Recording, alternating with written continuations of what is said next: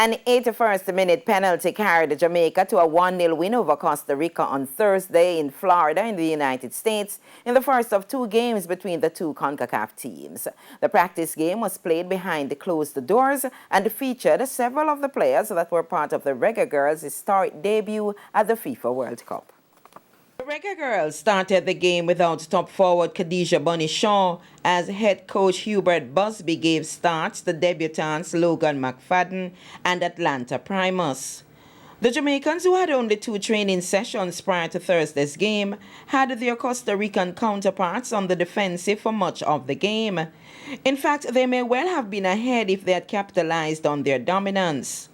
And though the Costa Ricans, who sit 36 on the FIFA rankings, gradually came back into the game, Jamaica, the 51st ranked team, was able to contain them, according to Busby. We hadn't really had a whole lot of chance to implement a lot of different things, but what we did implement was executed today. We started the game brightly on the front foot, probably in the first 20 minutes before a hydration break. We probably could have been up 3-0. Obviously, quality side like Costa Rica, allow them back into the game a bit. I think after the hydration break, to be honest, they were probably the better team, but we were good, very organized, and obviously our back line played very well. Busby injected fresh legs in the second half, including Shaw and Chelsea forward Drew Spence, who was taking the field for Jamaica for the first time.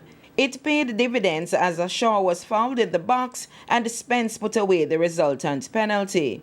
Busby was pleased with the team's overall performance. Having 6 substitutions helped. We were able to bring on Bunny, obviously Drew Spence, Paige Bailey and Shayna. I thought really kind of came on and helped maintain that energy level and the tempo that we were playing at. So obviously ball into the box and Bunny does well to pin her player and she brings her down, and Drew Spence steps up and